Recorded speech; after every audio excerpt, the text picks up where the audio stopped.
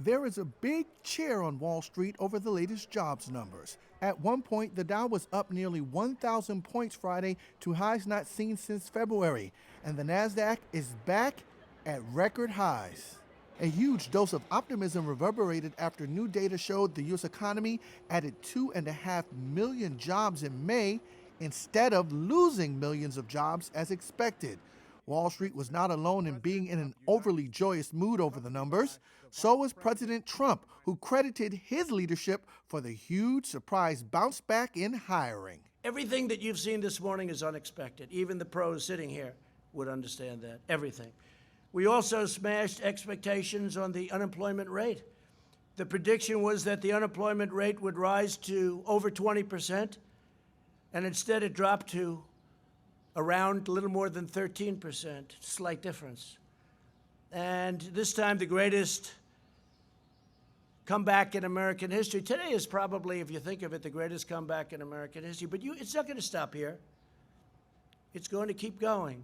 The economy appears to now be in the throes of a solid rebound after cities reopened from the near 3-month shutdown due to health concerns.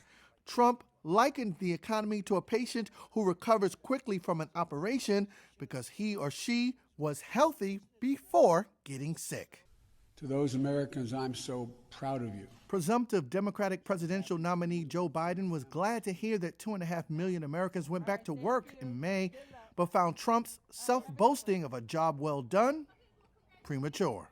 I was disturbed, however, to see the president crowing this morning, basically hanging a mission accomplished banner out there, when there's so much more work to be done. So many Americans are still hurting. More than 20 million Americans, 1 out of every 7 U.S. workers, is still out of work. For an enormous swath of our country, their dreams are still on hold, and they're still struggling to put food on the table and wondering what's going to happen tomorrow. Can I pay my rent? Will I be able to maintain my mortgage payment?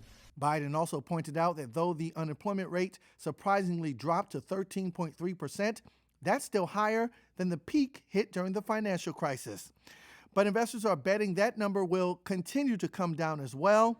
Economists worry, however, that future hiring gains are likely to be slower than what we saw in May.